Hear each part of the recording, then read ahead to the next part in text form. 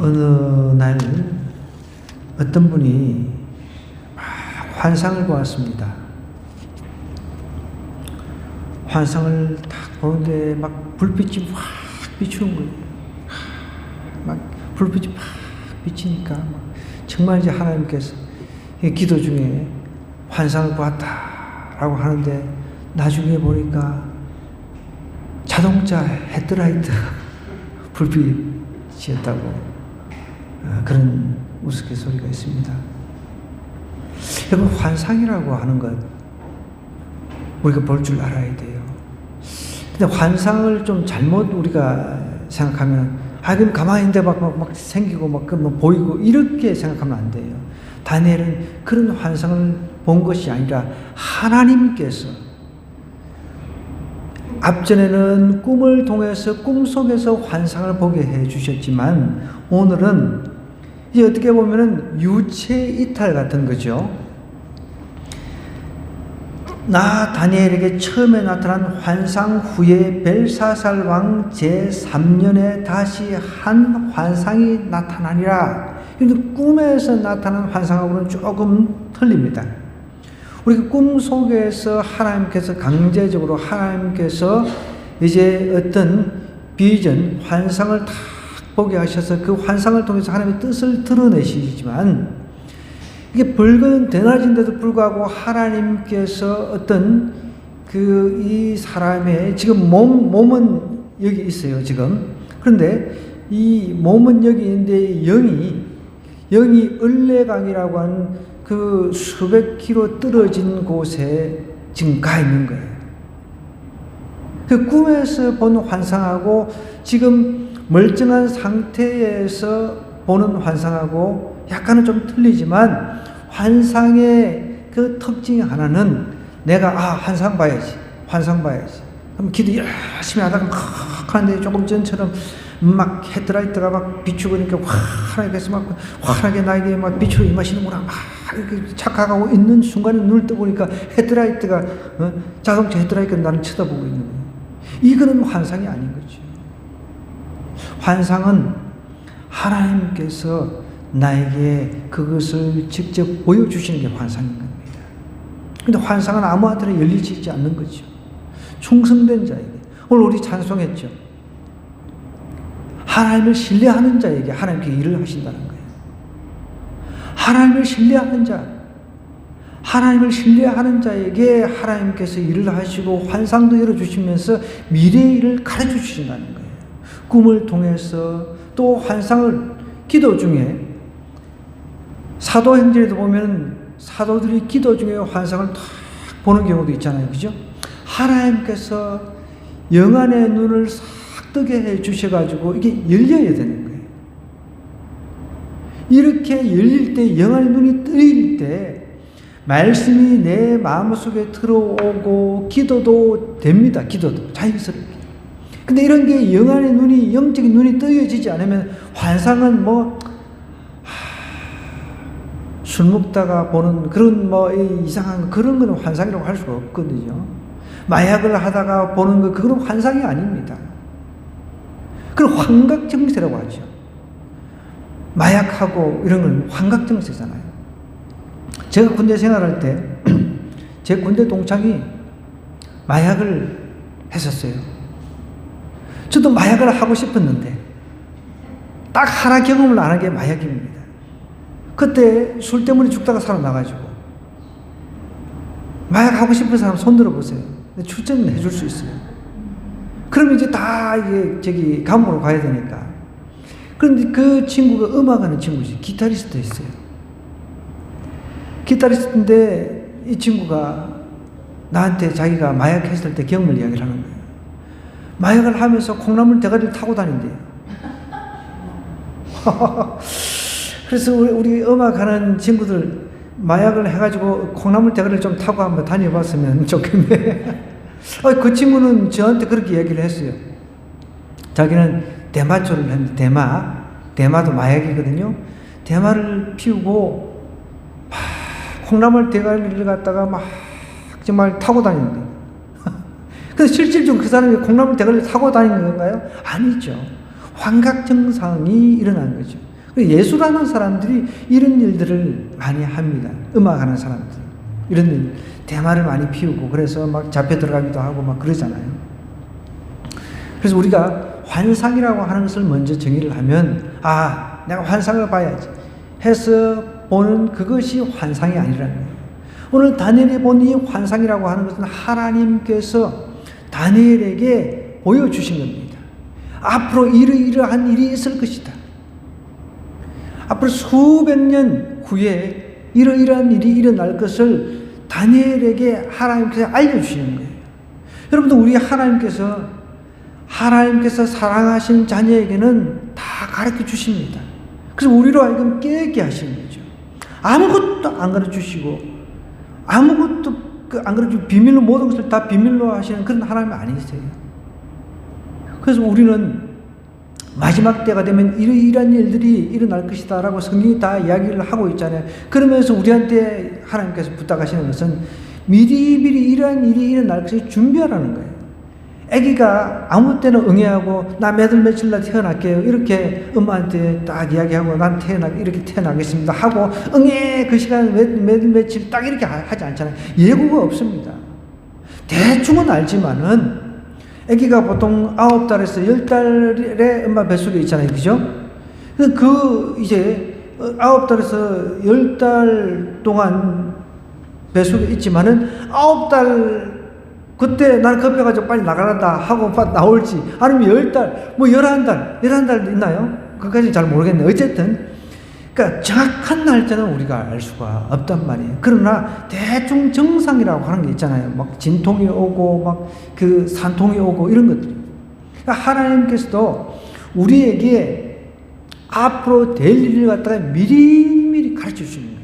그러니까 하나님의 자녀로 하여금 깨어있도록. 그런데 하나님의 자녀 아닌 사람들한테는 알려줄 이유가 없잖아요. 알려줘봐도 그것을 믿지 않으니까. 알려줘봐도 그것을 받아들이지 않으니까.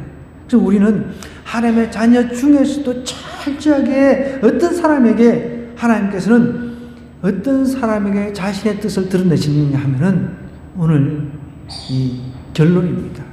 충성된 자, 하나님을 신뢰하는 자, 오늘 우리가 찬송했잖아요. 하나님을 신뢰하는 자에게 자신의 뜻을 드러내신다는 거예요. 끝입니다. 끝. 그럼 우리가 어떻게 해야 돼요? 충성된 자가 되어야 돼요. 작은 것 하나. 다니엘을 보십시오. 포로로 잡혀갔을 때도 불평하고 원망하고, 정말 내가 조상 잘못 만나가지고, 정말 내가 나라 잘못 태어나가지고 막 이렇게 원망하고 그러지 않았어요. 그죠? 포로로 잡혀갔음에도 불구하고 최선을 다해서 공부를 했잖아요. 그렇게 하나님을 신뢰하고 최선을 다해서 공부하고 그렇게 하니까 하나님께서 다니엘과 세 친구에게 어떻게 해요? 지혜를, 명철을 주셨단 말이에요. 그러니까 그 바벨론 포로 생활 중에서도 최고의 수재들 중에 수재가 됐단 말이에요. 오늘 이 환상이라고 하는 것도 마찬가지입니다. 여러분, 우리가 살아가면서 영적인 경험이 아무것도 없어가지고 영적인 성장이 없어요. 그 기도도 내가 밤을 새워서 한번 해보고, 철야도 해보고, 금식 기도도 해보고, 다양하게 한번 도전을 해봐야 된다는 거예요. 그렇게 하면서 내가 하나님을 신뢰하고, 하나님, 저에게도 이런 영적인 경험이 좀 있게, 제게 밤의 꿈을 통해서든 환상을 통해서든 제게 좀 가르쳐주세요, 알려주세요. 이렇게 할 때 하나님께서 그 사람에게 그런 것들을 한 번씩 영적인 그 체험을 할 수 있도록 열어주시는 것인데, 아무 그런 도전도 없이, 아무 그런 것도 없이, 하나님, 나는 뭐가 필요하니 뭐 주세요, 이게 필요하니 이거 주세요, 저게 필요하니 저게 주세요, 이러면 안 된다. 다니엘은 여러분 아시다시피 하루 3차례 정말 습관적으로 기도하는 사람이었습니다. 습관적으로 기도하며 예배하는 사람이었어요. 우리가 이것을 배우고 끝내면 안 된다는 거예요. 내 삶 속에서 이것을 적용해서, 내 삶 속에서도 한번 좀 이 환상이라고 하는 것도 한번 경험을 해보았으면 좋겠다. 그러면은 이것을 놓고 하나님 앞에 한번 매달릴 필요가 있는 거예요. 다니엘은 습관적으로 하나님 앞에 기도하고 예배하는 이것이 딱 되어 있으니까 하나님께 다니엘을 신뢰를 하잖아요. 정말 내 종 다니엘. 그렇게 다 가르치는 거예요. 앞으로 될 일. 비록 포로 생활, 큰 나라의 포로 신세였지만 거기서 총리가 되어서 여러 왕이, 심지어 왕이 4번이나 바뀌었음에도 불구하고 다니엘을 갖다가 총리로 영입을 합니다. 총리로 계속 발탁을 하는 거예요. 오늘 1절에 보면 나 다니엘에게 처음에 나타난 환상, 이 처음에 나타난 환상은 꿈을 통해서 하나님께서 꿈 속에서 환상을 보여주셨어요. 이것도 영적인 안목, 영안의 눈이 떠 있는 사람이니까 하나님께서 보여주시는 거예요. 다니엘은 늘 깨어있습니다. 영적으로 깨어있었다는 거예요. 하나님을 향한 사랑이 특심했습니다. 그러니까 영안의 눈이 열려있는 상태에서도 이제 늘 하나님 앞에 더 가까이 나가려고 애를 썼던 사람 아닙니까? 그러니까 하나님께서 꿈을 통해서 환상을 확 열어주시는 거예요. 앞으로 이러한 일이 일어날 것이다. 이제 반복되고 있는 겁니다. 내 나라, 오늘도 그 내 나라에 대한 해석입니다. 자, 다시 한번 복습을 하면은 바벨론, 요 내 나라, 역사 속에서 있었던 나라예요. 내 나라는 역사 속에서 이제 태어났다가 죽었다가 태어났다가 새로운 나라가 태어나고 죽고 망하고 이런 일들이 역사 속에서 일어났던 거예요. 역사적인 사실을 다니엘서는 기록하면서 동시에 또 앞으로 올 예수님의 재림까지 내다보는 그런 영안의 사람이었다는 것이죠. 나 다니엘에게 처음에 나타난 환상 후 벨사살 왕 제3년에 다시 한 환상이 나타났다 그랬습니다. 자, 이 환상, 이것도 영안의 눈이 뜨인 그런 상태에서 영적인 그 어떤 것을 보는 거예요. 영적인 것을. 지금 제가 이제 서가지고 막 이렇게 보는 환상이 아니라는 거예요. 영적인 세계에서 영적인 것을 보는 겁니다. 지금 앞으로 될 일들을 갖다가 다 보는 거예요. 내가 환상을 보았는데 내가 그것을 볼 때 내 몸은 어디에 있었다고요? 엘람 지방 수산성에 있었고 내가 환상을 보기는 을레가면, 그러니까 이제 이 지리적으로 뭐 우리도 뭐 이거 다 모르잖아요. 그러니까 이제 보통 이제 이 학자들이 이제 조사를 뭐 해 보면 이 을레강하고 지금 엘람 지방하고는 수백 킬로 떨어져 있는 장소라는 겁니다. 몸은 지금 다니엘이 지금 몸이 한 곳에 어떤 특정한 장소에 있어요. 그런데 지금 환상을 보기는 저기 을레강이라고 하는 그곳에 수백 킬로 떨어진 그곳에서 지금 환상을 보고 있는 거죠. 어떻게 보면 몸은 여기 있지만 유체가 이탈이 돼가지고 수백 킬로에 떨어진 곳에 가 있는 거죠. 이해가 되나요? 어떤 그 전도사님이신데 제가 그분의 간증을 들었는데 청년 때였어요. 이분이 이 헬라 히브리어를 참 잘하시는 분이에요. 근데 이분이 그런 이야기를 하시는 거예요. 자기가 어느 날 버스를 타고 가는데 그 길거리에 너무 가난하고 힘든 분이 있어요. 그런데 그 순간 막 긍휼의 마음이 생겨가지고 막 애통하는 가운데 자기 몸은 버스에 타고 있는데 또 다른 자기가 자기가 보았던 그 가난한 사람, 거지 같은 사람, 그 사람 옆에 가 있더라는 거예요. 이해가 됩니까? 그 유체 이탈이죠. 어떻게 보면. 자기 몸이 지금 실질적으로 몸은 버스를 타고 가고 있는데 자기의 그 안에 있는 우리가 흔히 말하는 이제 영적인 존재죠. 영혼이 빠져나가가지고 그 사람 곁에 가 있더라는 거예요. 그 정도 우리가 수준 되려고 그러면 저도 아직 멀었는데 지금 이 다니엘은 그 정도 수준을 훨씬 뛰어넘는 거죠. 을레 강변에 지금 가서 거기서 환상을 보는 거예요. 이해가 됐죠? 자, 내가 환상을 봤는데 내가 그것을 볼 때 내 몸은 엘람 지방 수산성에 있었고 내가 환상을 보기는 을레 강변에서이니라. 이렇게 지리적으로 완전히 차이가 난다는 거예요. 내가 눈을 들어본 적 강가에 두 뿔 가진 순양이 섰는데 그 두 뿔이 다 길었으며 그 중 한 뿔은 다른 뿔보다 길. 이제 계속 제가 이제 반복을 하기 때문에 여러분 뭐 어렵게 생각 안 하셔도 돼요. 네 개의 나라가 다시 일어서고 망하고 하는, 처음에 이제 바벨론 다음에 메데 바사 연합국이에요. 그 다음에 헬라, 이제 그리스, 헬라 하면 그리스, 이제 그 알렉산더 대왕 생각하면 됩니다. 그 다음에 이제 그 네 번째가 로마. 그것을 지금 짐승이라든지 이런 것들을 통해 가지고 설명을 하는 거예요. 하나님께서 그걸 갖다가 이제 환상을 통해서 이렇게 딱 보여주시는데 다니엘도 정확하게는 이해가 안 되지만은 뭔가 이렇게 이렇게 새로운 짐승이 뭐 뿔을 받아가지고 뭐 이렇게 막 첩을 쓰고 이런 새로운 나라가 생기겠구나 이런 건 알겠는데 이제 나머지 부분은 이제 천사들이 다 또 해석을 다 해주는 거예요. 우리가 환상을 볼 때 모르는 거 있으면 그 환상 속에서 또 도울 자 하나 보내주시니까 깨닫게 해달라고 성령을 통해서 우리 안에는 성령님이 계시잖아요. 성령을 통해서 깨닫게 해주시라고 하나님 앞에 기도하면 다 깨닫게 해주십니다. 지난주 주일날도 우리 홍 집사님 꿈 이야기를 하시더라고요. 딱 들어보니까 홍 집사님 스스로 해석을 다 하시더만. 그죠? 해석이 되잖아요. 우리가 믿는 사람은 해석이 된다니까요. 믿지 못하는 사람, 안 믿는 사람은 그런 거 가지고 저기 그냥 뭐 돈 주고 점치러 가가지고 점쟁이한테 가서 꿈 해석해달라고 잘못된 꿈을 또 해석을 받아오는 거죠.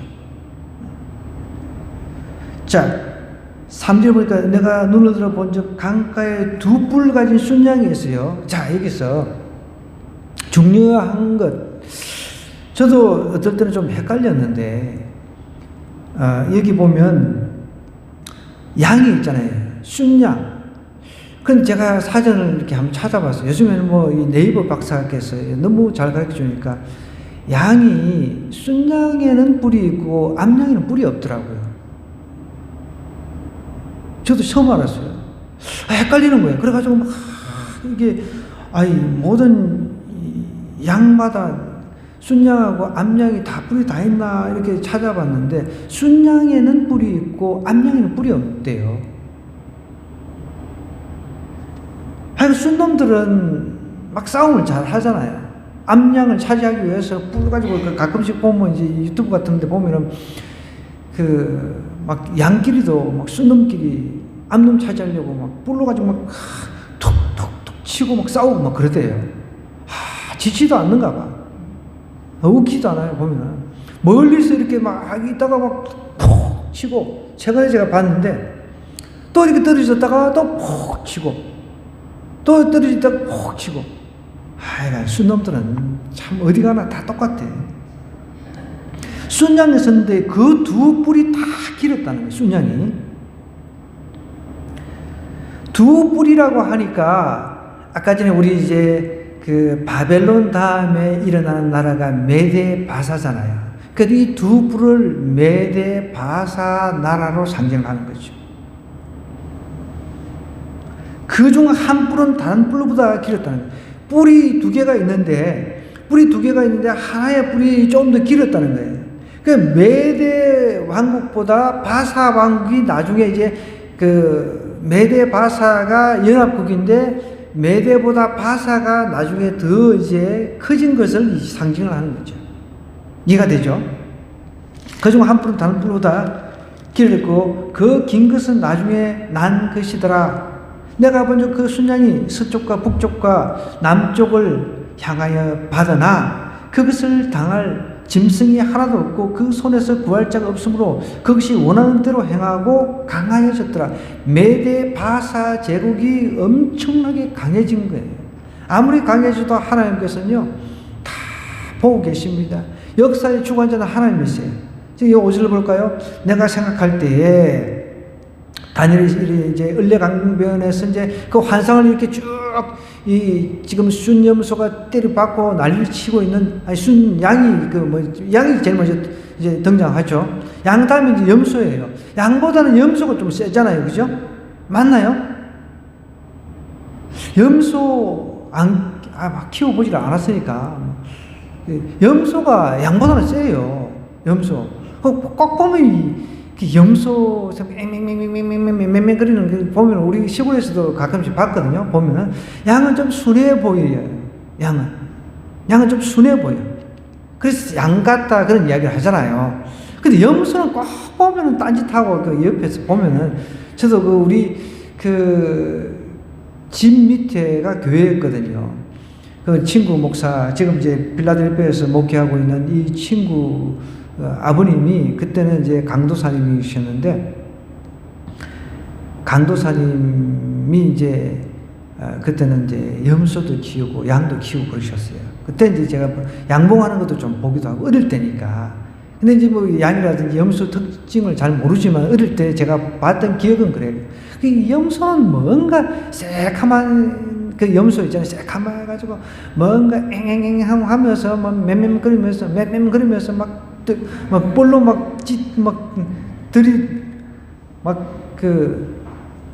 뿔로 이렇게 남들 그 양들 괴롭히고 막 그런 걸 제가 이제 본 거거든요.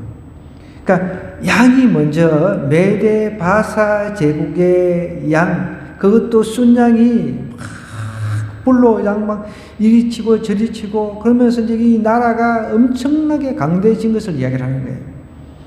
근데 내가 생각할 때 5절에 보면 한 순염소가 이제 등장합니다. 이 순염소는 헬라 제국이라고 그랬어요. 헬라 제국. 알렉산더. 그죠? 헬라, 그리스 생각하면 됩니다. 서쪽에서부터 와서 온 지면에 두루 다니되 땅에 닿지 아니하며, 그러니까 이 염소가 땅에 닿지 아니할 정도로 엄청나게 빠른 속도로 이렇게 막 다니는 모습을 보여주는 거예요. 그 염소의 두 눈 사이에는 또 현저한 뿔이 있었다는 거예요.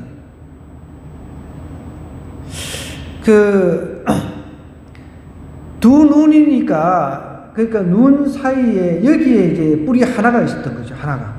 여기에 톡 튀어. 그런 가끔씩 이제 뭐 코뿔소 비슷하게 그런 이제 그 뿔이 이제 나와가 있었던 거죠. 그렇게 이제 우리가 좀 상상하면 되겠습니다. 그러니까 한 순염소, 헬라 제국이 서쪽에서부터 와가지고 이제 온 지면에 이제 두루 다니는데 땅에 닿지 아니하며 그 염소의 두 눈 사이에 현저한 뿔이 있었다는 겁니다. 그러니까 이 뿔이라고 하는 것을 알렉산더 대왕이라고 이제 공통적으로 해석을 합니다. 이렇게 그것이 두 뿔 가진 순양 곧 내가 본 바 강가에 있던 양에게로 나아가되 분노한 힘으로 그것에게로 달려가더니 이게 뿔이 있는 그 양 있잖아요. 그 두 뿔 가지고 있는 뭐 어떻게 뭐 대항이 안 되는 거예요. 이 순염소가 워낙 세가지고. 그리고 알렉산더 대왕이 순식간에 메데 바사를 그냥 제압을 해버린 겁니다. 그걸 지금 이야기를 하는 거예요. 역사적으로 성취되었던 그 일들을 이야기를 하는 거예요. 그것이 보세요. 6절에 보니 그것이 두 뿔 가진 순양 곧 내가 본 바 강가에 있었던 양에게로 나아가되 분노한 힘으로 그것에 팍 달려가더니 내가 먼저 그것이 순양으로 가까이 나아가서 더욱 성내어 그 순양을 쳐서 그 두 뿔을 꺾어버린 거예요. 메데 바사 제국을 꺾어버린 겁니다.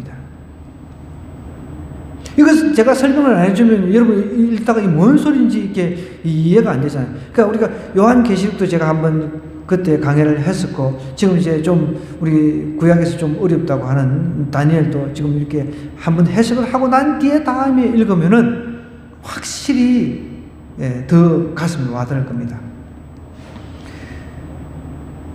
여기 두 뿔을 꺾거나 순양에게는 그것을 대적할 힘이 없었다는 거예요. 메데 바사 제국이 이 로마, 그러니까 헬라 제국, 로마 전에 헬라 제국을 상대할 힘이 없었던 거예요. 워낙 이 알렉산더 대왕이 강해가지고, 알렉산더 대왕이 제가 알기로는 25세에 아마 이제 왕이 돼가지고 33세에 죽은 걸로 알고 있어요. 빨리 죽었어요. 순식간에 그쪽을 갖다가 다 그냥 초토화시켜버리고, 한번 역사책을 한번 살펴보세요. 살펴보다 보면은 그 알렉산더 대왕에 대해서 나오니까 잘 설명을 하고 있으니까 제가 설명하는 것보다 책 한 권 읽는 게 100번 나을 겁니다. 지금 알렉산더 대왕을 지금 이야기를 하는 거예요. 그래서 이제 이 8절에 보니까 순념수가 스스로 심히 강대해가지고 가더니 강성할 때 그 큰 뿔이 꺾이고 그 대신에 현저한 뿔넷이 하늘 사방을 향하여 났더라. 그런데 염소 그 두 눈 사이에 하나의 뿔 나와 있는 이 어떻게 보면 알렉산더 헬라 제국이 이제 크게 강성해졌지만은 이것도 오래 가지 못했다는 겁니다. 세상 나라가 아무리 강하다 할지라도 망하는 겁니다. 지금 중국, 러시아, 우리 미국부터 시작해서 초강대국들 아무리 강한들 하나님께서 그 나라를 다 꺾어버리면 아무 의미가 없는 거예요. 그걸로 아셔야 돼요. 그 알렉산더 대왕이 막 순식간에 나라를 정복을 해버리고, 옛날에 그 성경 보면은 메데, 바사, 페르시아 제국이 인도까지 막 그 영향력을 미쳤잖아요. 인도까지 지배를 했잖아요. 그러니까 한순간에 그 메데, 바사 제국을 다 정복을 해버렸으니까 이 33세에 어떻게 보면은 그때 당시에 전 세계를 정복하다시피 한 거죠. 그런데 이 알렉산더 대왕이 33세에 그렇게 많은 나라를 정복하고 말라리아에 걸려서 죽었대요. 말라리아. 참 비참한 거죠. 그리고 자기가 그렇게 순식간에 나라들을 접수를 해버리고 정복을 해버리고 하니까 순식간에 이제 자기를 이제 신격화시키는 거예요. 신격화. 하여간 인간들이 좀 그래. 인간들은 자기가 조금 이렇게 잘나고 권력이 있고 힘이 세지면 신격시키잖아. 우리 북한만 해도 자기 김정일, 김정은 동상 만들어가지고 사람들을 자꾸만 세뇌를 시키잖아요. 신격화 시키잖아요. 그래서 학습시키고. 그래서 하나의 신으로, 살아있는 신으로, 또 죽어서 신이 된 그런 신적인 존재로 떠받들고 학습을 하다 보니까 어릴 때부터 자란 아이들은 정말 그렇구나, 신인가 보다라고 생각하는 거예요. 그리고 우리가 볼 때는 뉴스에서 이 김정은이라든지 이런 사람이 선물 하나 주면 눈물 흘리고 좋아가지고 수령님, 어버이 수령님 어쩌고 이러는데, 우리가 예를 들어서 대통령이 우리한테 선물 하나 줬다고 너무 수령님 너무 감사합니다 감격해가 이러지 않잖아, 우리는. 근데 북한은 그렇게 세뇌가 됐기 때문에 그게 가능하단 말이에요. 이 알렉산더 대왕도 그 큰 불이 꺾이면서 그 희하에 그 장수들이 4명이 있었어요. 장군들이 4명이 그 나라를 갈라서 이제 각자 내 나라로 쪼개진 나라들을 각자가 4명이 이제 다스리는 거예요. 그걸 지금 얘기를 하는 거예요. 뿔넷이 하늘 사방을 향해서 났더라. 그게 이제 그겁니다. 이 뿔넷이라고 하는 것은 그냥 참고로 알아놓으세요. 저도 공부를 하고 해도 이 역사가 굉장히 복잡해요. 이스라엘 역사도 우리가 이 성경에 있는 이스라엘 역사도 머리 아픈데 그 주변 나라 그리스라든지 이런 그리스에 보면 그리스 신화, 저도 그리스 신화도 공부를 해봤거든요. 머리 아파요. 너무 복잡해. 그러니까 참고로 이거는 알아놓으시면 됩니다. 이 알렉산더가 죽고 난 뒤에 알렉산더 사후에 나라가 이제 거대한 나라가 4나라로 쪼개졌습니다. 그러니까 하나는 이제 마케도니아 카산드라고 하는 제국, 그 다음에 리시마쿠스라고 하는 비두니아, 그 다음에 셀류쿠스, 그 다음에 시리아, 톨레미라고 하는 톨레미, 애국과 팔레스타인 이 지역을 이제 지배하던 톨레미, 이렇게 한 네 나라로, 네 왕국으로 나눠졌다는, 이거 참고로 알아보세요. 이 외우는 게 시험에 안 나와요. 예, 기말고사에 안 나오니까. 그러니까 작은 그중 한 뿔에서 또 작은 뿔 하나가 나서 남쪽과 동쪽과 또 영화로운 땅을 향해서 심히 커졌다거든요. 그중 한 뿔이 독특하게 지금 묘사되고 있는 거예요. 근데 요거를 잘 봐야 돼요. 요거 한 뿔이 어떻게 보면 적 그리스도 역할을 하는 거예요. 특별히 하나님의 그 택한 백성들, 팔레스틴 지역, 이스라엘 영토를 말하는 겁니다. 이스라엘 지역 영토를 갖다가 그렇게 힘들게 하고 괴롭히는 그런 사람을 묘사를 하는 거예요. 9절에 보면. 자, 이제 10절로 넘어갔어요. 이 작은 뿔, 그러니까 이제 9절에서 말하는 이 작은 뿔은 안티오쿠스 4세 에피파네스라고 하는 그런 나쁜 놈이에요. 근데 우리가 많이 생각하기를 네로, 검은 고양이가 네로, 그게 아니고 네로가 제일 나쁜 놈이다, 악한 놈이다 생각하는데 네로는 아무것도 아니었대요. 이 안티오쿠스, 이 에피파네스 4세라고 하는 이 인간이 유대인들 지역, 이 사람이 이제 시리아 지역을 이제 점령해가지고 시리아를 다스리는 사람인데, 이집트하고 전쟁이 붙어가지고 이집트한테 피했대요. 근데 화가 나가 화풀이 한답시고, 이스라엘 지역 성전 있잖아요. 이스라엘은 성전이 있잖아요. 성전 안에 들어가가지고 돼지를 잡아가지고 돼지 피를 가지고 거기를 갖다 난장판을 만들고. 근데 여러분, 돼지는 유대인들이 가장 싫어하는 동물이잖아요. 돼지를 가지고 이제 거기서 제사를 지내고 제우스를 섬기고, 그리고 또 자기가 이제 권력이 있으니까 화폐 같은 것도 자기 얼굴을, 자기 형상을 새겨가지고 이렇게 하고, 그러면서 자기 말 안 듣는 사람들은 그냥 가차없이 막 죽여버렸대요. 역사책을 이렇게 보면, 심지어 자기 말 안 듣고 그러면은 아예 눕혀놓고 지금 마차 같은 거 있잖아요. 갈아버렸대요. 그러니까 무려 20만 명을 죽여버렸대요. 20만 명, 유대인들을 갖다가. 네로는 아무것도 아닌 거죠. 이 안티오쿠스, 이게 딱 나쁜 놈이에요. 안티오쿠스 사실 이거는 좀 기억해 놓을 필요가 있습니다. 안티오쿠스 에피파네스라고 하는 이 4세. 그 사람이 이렇게 악해요. 자기가 뭔가 이렇게 힘이 있고 이러면 신인 줄 알아. 그래서 사람들한테 신으로 이제 추앙받기를 원하는 거죠. 그렇게 유대인들을 많이 죽였답니다. 이 사람은. 이 작은 뿔, 그러니까 네 뿔 중에 이 하나의 뿔을 지금 특별히 묘사를 하고 있는 아주 악한 놈, 안티오쿠스 에피파네스 4세라고 하는 이 놈을 지금 묘사를 하고 있는 거예요. 그것이 하늘 군대에 미칠 만큼 커져서, 그죠? 10절에 그 군대와 별들 중에 몇을 땅에 떨어뜨리고 그것들을 짓밟고, 하늘 군대에 미친다는 거예요. 굉장히 그냥 어떻게 보면은 센 거죠. 또 스스로 높아졌어요. 아까 제가 설명했죠. 11절에 보니까 스스로 높아져가지고 군대의 주제를 대적하며 그게 매일 드는 제사를 없애버렸다. 지금 아까 전에 제가 설명했잖아요. 그거하고 똑같은 거예요. 유대인들은 아침, 저녁으로 제사를 드리잖아요. 근데 그런 것도 못 드리게 한 거죠. 근데 유대인 입장에서는 그거 안 드리면 죽는 거잖아요. 그것 때문에 죽은 사람이 그렇게 많다는 거예요. 다 죽여버려요. 자기 마음에 안 드니까.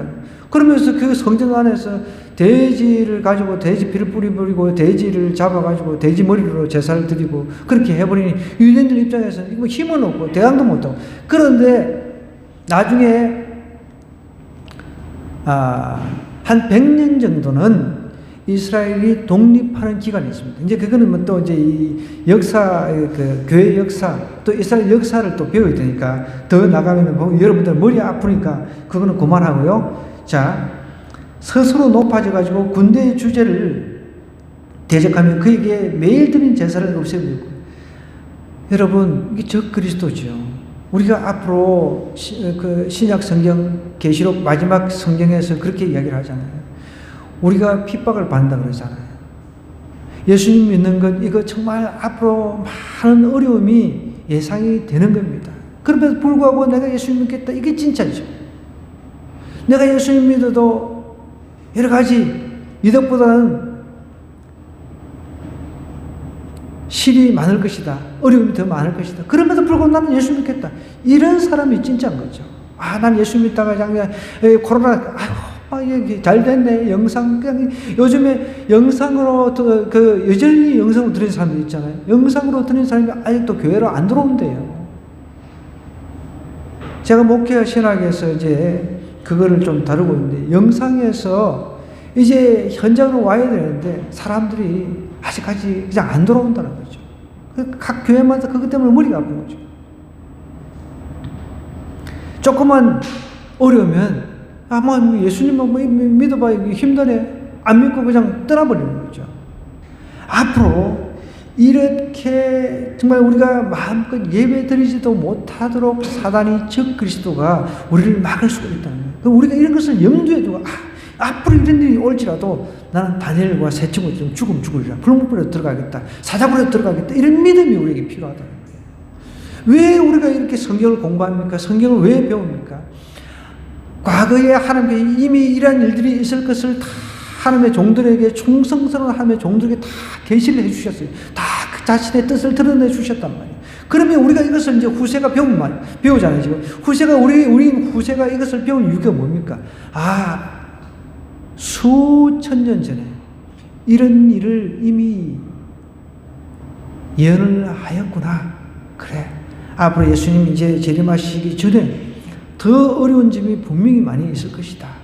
나는 더 하나님을 신뢰하고 이럴수록 더 하나님을 의지하고 오직 주 예수 그리스도만 본받으면서 따라가야 되겠다, 그분만 붙잡고 가야 되겠다, 이런 간절한 소망이 있어야 되는 거예요.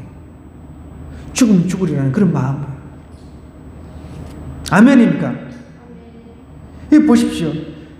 제사를 매일매일 드려야 되는데 제사도 못 드리게 해버린 거예요, 이놈이.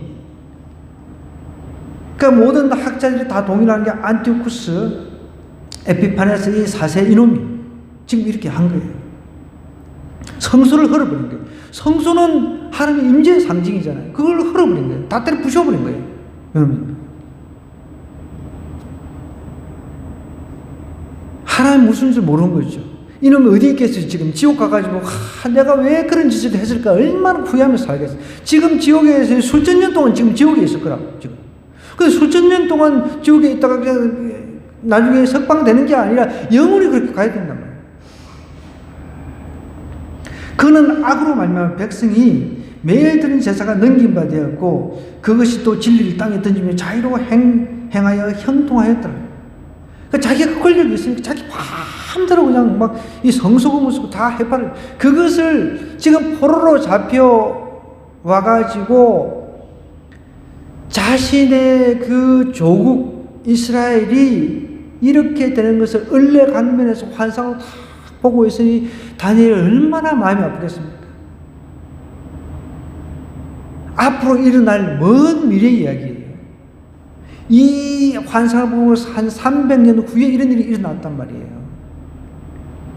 몇백 년 후의 것을 하나님께서 다니엘을 통해서 이러이러한 일이 있을 것이다, 역사의 한 부분을 보여주시는 거예요.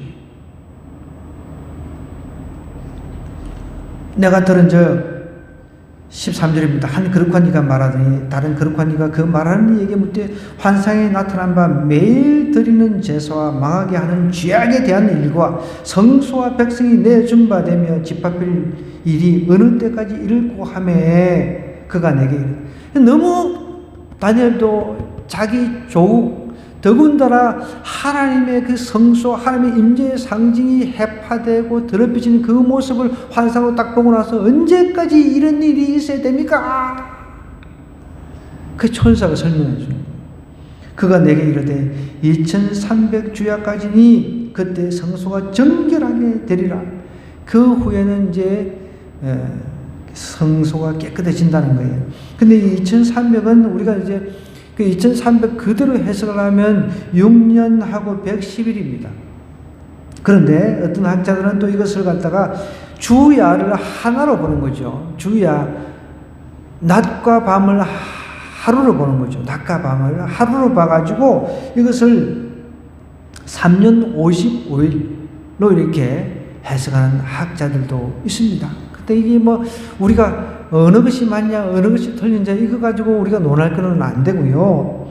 분명히 이러이러한 3년 55일이 됐든 6년 어떻게 됐든 6년 이상이 됐든 하나님의 그 성소가 해파되고 조롱당하는 그런 일이 있다는 거예요. 여러분 계시록에도 보면 마지막 때에 어떤 일이 납니까? 정말 우리 믿는 자들이 어려움을 당하고 그 7년 환난을 이야기를 하잖아요.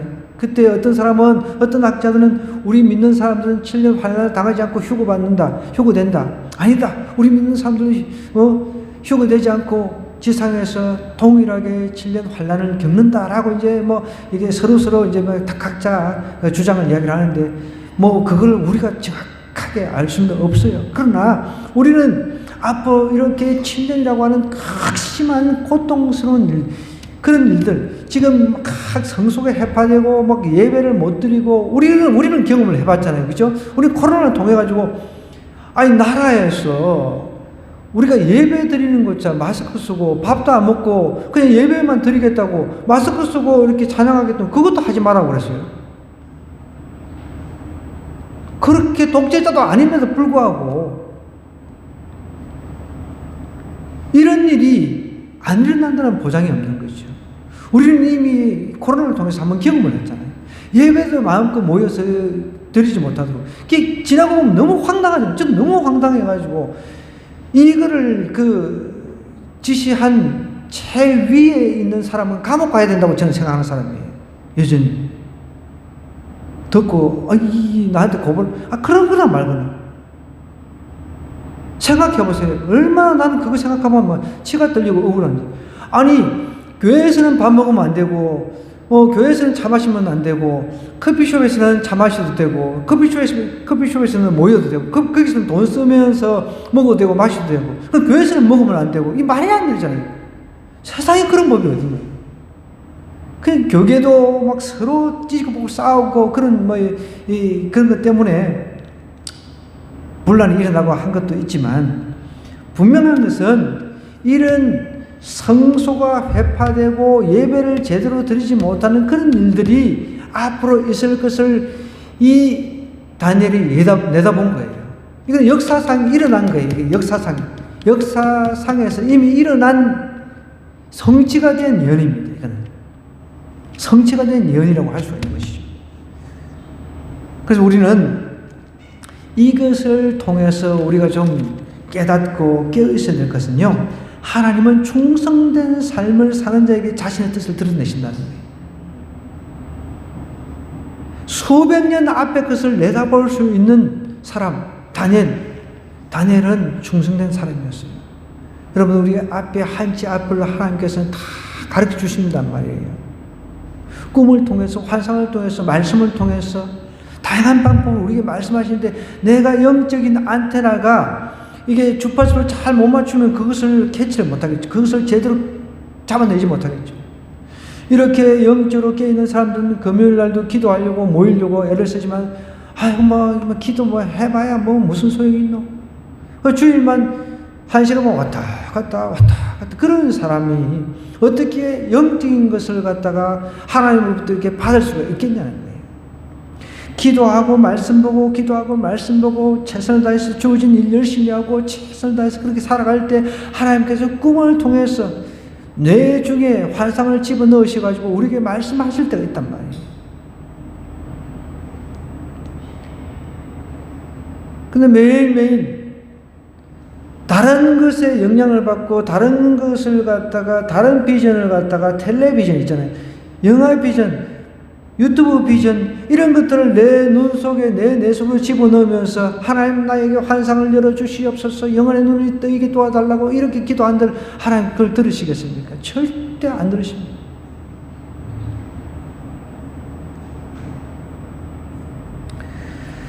우리 그리스도인들은, 예수 믿는 사람들은 발은 땅에 지금 딛고 있잖아요. 그렇죠? 그런데 눈은 하늘 향해 열려 있어야 돼요. 영적인 눈이 하늘 향해 열려 있어야 된다는 거예요.